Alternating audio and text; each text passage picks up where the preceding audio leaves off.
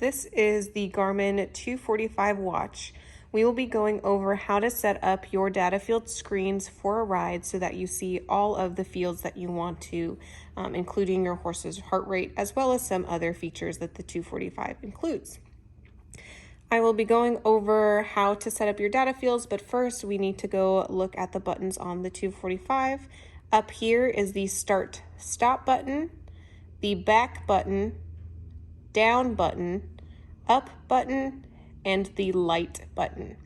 When you get your watch all situated with the wiring systems and the transmitter included in our premium transmitter adapter kit and the Garmin dual heart rate system, with your watch, if you get the whole kit together, you will have instructions on the back of the premium transmitter adapter kit to set up the wiring system to get your horse's heart rate, but you still need to do a couple steps with the watch in order to see everything that you want to see. When you're ready for your ride, you're going to press the start button, and it should pull up with run, as these are the 4 runners. When I go to start the ride, when you get the watch right out of the box, you'll see there's going to be a bunch of different information here that I really don't care about as a horse rider.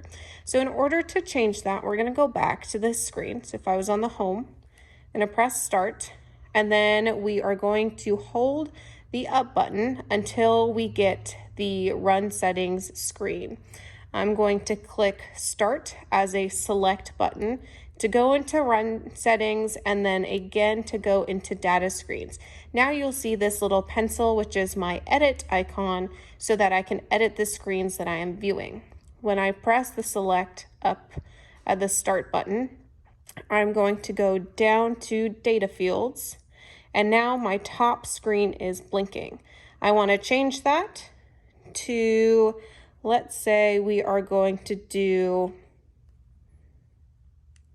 speed. So I want speed to be my top one. I'm going to press select. Now, since the middle one is my biggest screen, I want this one to be heart rate. So I'm going to go down until I see heart rate fields, select, and then heart rate. Heart rate's gonna have these little 2 lines right here just because it's not connected onto anything. If I were to put it on my wrist, it might pick up the heart rate, but you will have the wiring system to get your horse's heart rate. Then the last one, we are going to go through, maybe we want distance field, so let's do distance. So that is my first screen all ready to go with everything I wanted. If you want your screen to be set up, this is going to be your main screen. So pick your 3 categories that you want to see pretty much at all times. That'll give you a good indication of what you need to select. Go through the different fields, find what you would like for your ride. Once I get my 3 all set up, I'm going to go back to the screen with the pencil. Now I'm going to go down, and there's 3 more screens that I'm going to edit data fields and find, we can do pace, we can do average pace, lap pace. Let's do average pace. And then maybe I want my time. So I'm going to go into other fields, and I'm going to find time of day, and I know there's also time of day with seconds if that's what you want to do. So let's do time of day because that's my biggest field. And then the last one, maybe I want to do some navigation fields. Let's see, you can do a bunch of different ones. I'll do course. So you can set that up screen however you want for your second screen. I'm going to press the back button until I get to the screen with the pencil. Then I'm going to go down, and then you're going to have this screen here. That makes no sense for me. So I'm going to remove that screen, press down, yes, and I'm going to add a new screen. And what I want is the map. So now we're going to press select, and so now I have the GPS map.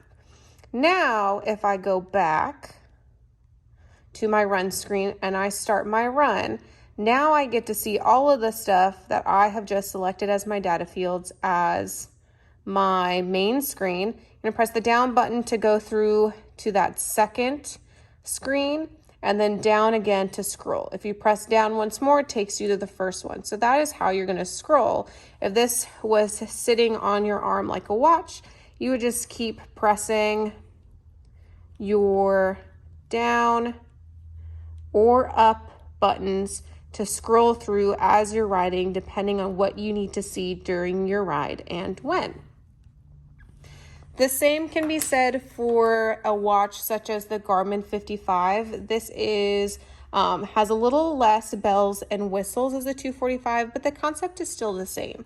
We're gonna press that start button. Now this one has a bunch of different other stuff.